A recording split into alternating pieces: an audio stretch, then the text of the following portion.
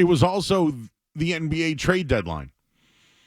And there were some moves made, like some big-time players were on the move today. So when it comes to trade deadlines, save the radio conversation of, what trade deadline's the best? It's the NBA, and it's always been the best. Always. The NFL doesn't do much, right? Hockey, meh. And baseball, you just hope your favorite team does something, and normally they don't. That's why the NBA is the best. There were years where Danny Ainge did not make a move at the trade deadline. He held on to his assets. He kept everything. In the end, it all worked out, but I think at times he could have made some moves to bolster a few teams. But for this year, they got out of a salary situation. They moved on from potentially $15 million in tax savings. They lost a nice young talent, a defensive piece, but for the most part, they got a future second-round pick in return. That was it. People were wondering if there was something else to the Celtics at the deadline here. Of course, Drew Holiday was on the injury report yesterday. He is out tonight. So normally where you see smoke, there's fire. At least they're consistent that he is not playing tonight. We will give you an update on Anthony Davis, if he will be in the lineup for the Mavericks. Also, I thought there was excellent coverage today all throughout 98.5, the Sports Hub at the Super Bowl. I got a little FOMO. I'm not going to lie to you. Wish I was there. But some really good guests and interesting comments at Radio Row regarding Mike Vrabel and regarding Josh McDaniels and their relationship. So Teddy Bruschi talked about it. Dan Orlovsky talked about it. I think we have some clarity about who may be involved and who isn't based off reporting. And, of course, I'll take a look ahead to the Super Bowl. And I want to see how both these teams have built it so they can go to multiple Super Bowls. So we have all that for an hour here on 98.5 The Sports. Plenty of audio. If you missed anything from today, we'll give you the good stuff. But today was the NBA trade deadline. Listen to this list of guys that were moved around the deadline.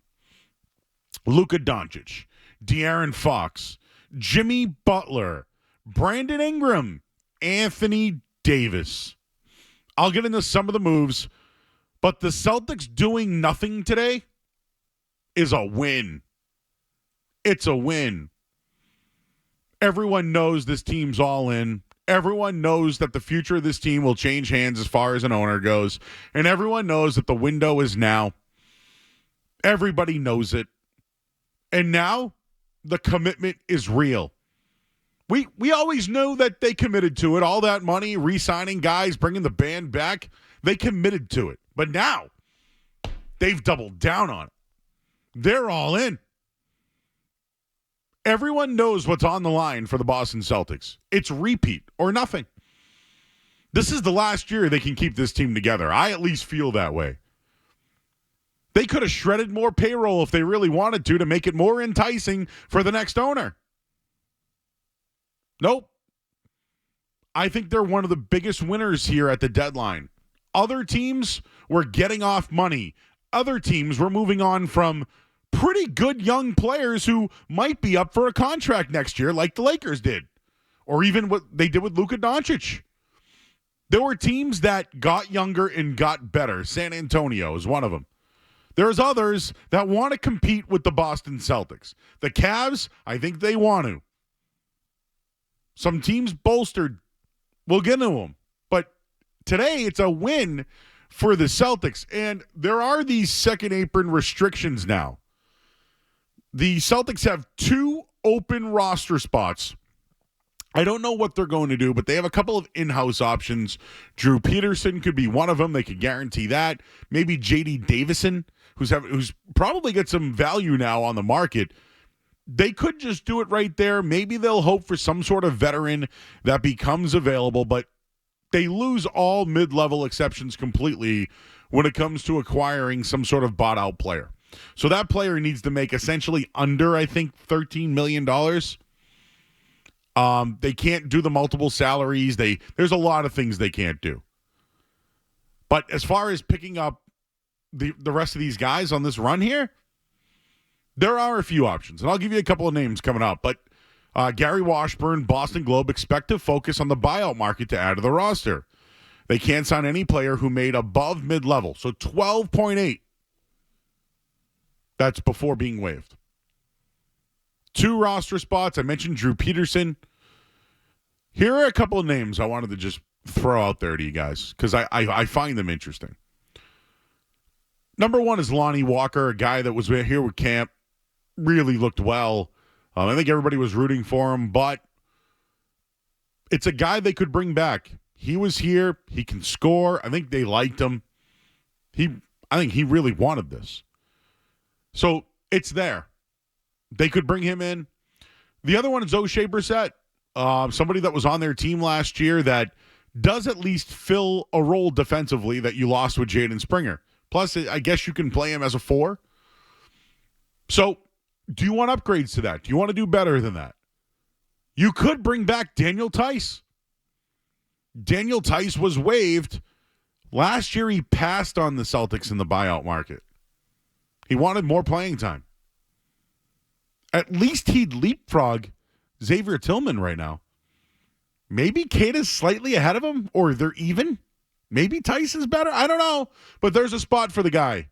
He is a walking foul, of course, but interesting name.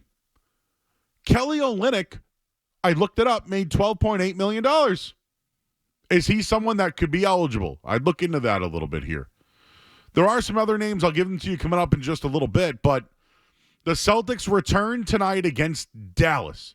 One thing I wanted to bring up on tonight's game that I think is very important.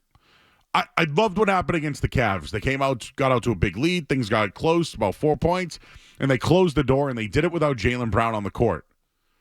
They'll be without Holiday tonight. I think Dallas right now is still reeling off the loss of Luka Doncic, and they got completely blown out the other night. It was a no-show. Anthony Davis not playing tonight. So here they are now, another game without one of their best players. But the Celtics have not played well in this spot. But I'm backing them big time tonight. When they come off a long road trip and return home, they've lost the last 2 games. This would be your look-ahead spot or trap game on the schedule with the New York Knicks on deck. I've talked about this one for a while. I've circled this game. The Celtics opened at 9-point favorites. They were at 10 during the day, and they're at 11 right now. The money is pouring in on the Celtics tonight. So they've lost again. After the road trips, they've returned and lost. I think tonight we talked about flipping the switch. They beat the number 1 team in the NBA. They won the NBA trade deadline. Oh, and Jimmy Butler is gone, and everybody's gone west.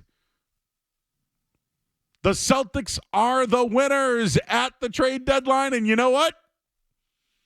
The whole entire league is chasing the Celtics right now. One more thing before we go to break. I just saw a smile from Skaz. I got to bring this one up. I was never a Marcus Smart fan. I never believed he was the heart of the team. I hated when he made comments about Joe Mazzulla not being ready, and I thought he got in the way of Jaylen Brown's progression. It was true. It was right.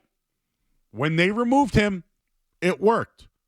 But today, Marcus Smart, the one that nobody could move. Oh, how could you trade Marcus Smart? He's the heart of the team. Who won that deal? Porzingis? Smart? Who won it? Who won it? By the way, Marcus Smart dumped today by Memphis along with a first-round pick. Just to get rid of him, you had to give a first-round pick to Washington.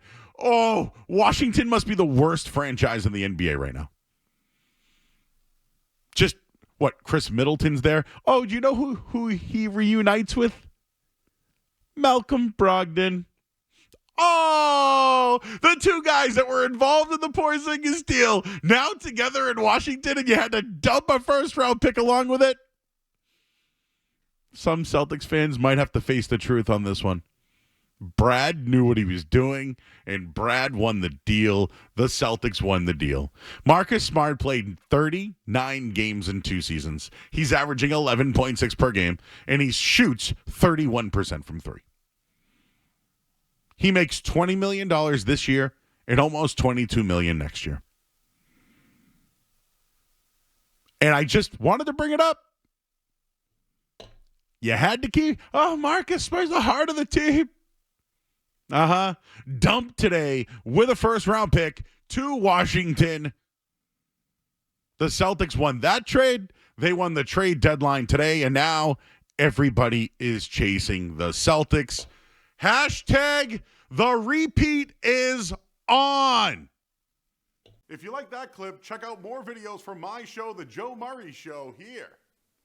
For more Celtics analysis and opinion, hit this playlist.